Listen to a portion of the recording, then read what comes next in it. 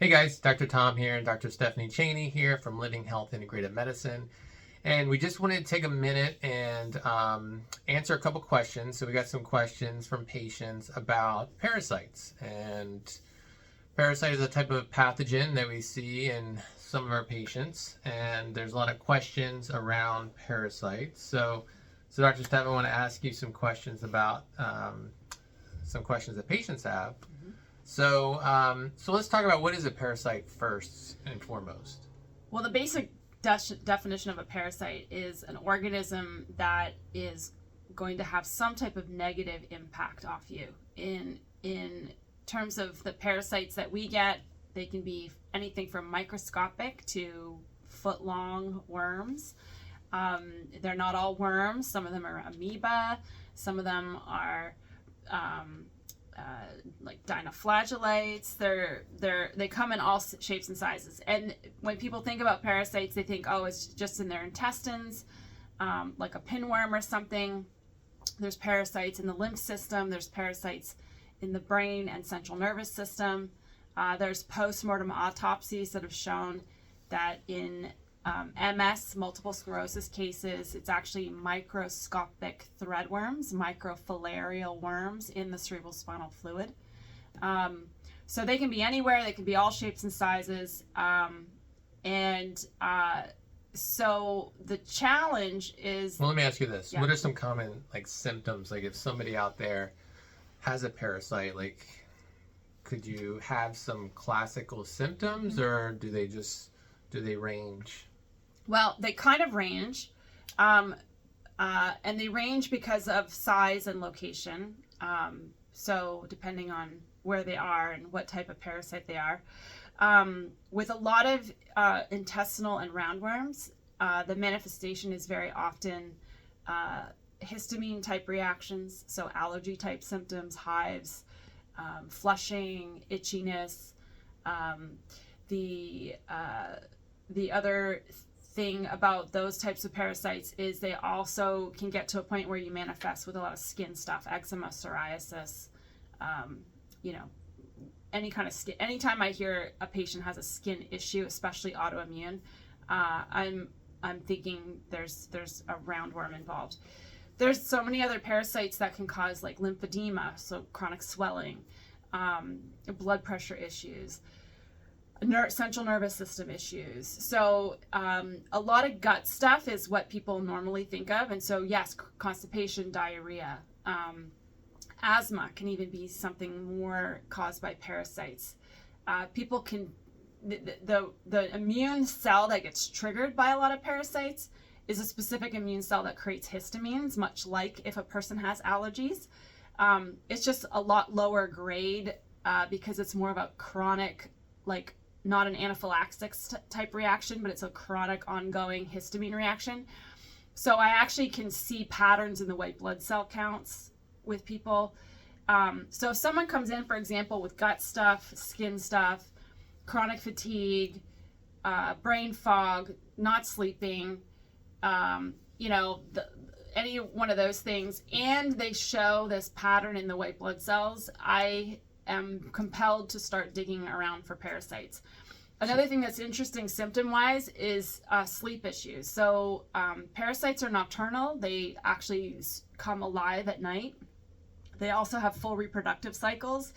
And, if you've been on the internet, you've done any kind of rabbit holing about parasites, you've seen, the full moon, they're more active. This is true. Just like if you go to a pond and it's full of trout, they're reproducing actively around the full moon. This is they're very much on nature's clock. So insomnia is not uncommon. Night sweats, nocturnal urination. So in children, bedwetting, night sweats. So, some people might think it's more hormonal. Sometimes it's not. Sometimes we don't know how our hormones are being affected by parasite and hormone cycles either. So I've listed a ton of different symptoms, and there's so many chronic illnesses that may be partially or fully attributed to parasites and the impact it has on the immune system. Your nutrients become depleted depending on the type of parasite. That's one of the reasons why they are a parasite. Your immune system can get dysregulated from chronically dealing with it.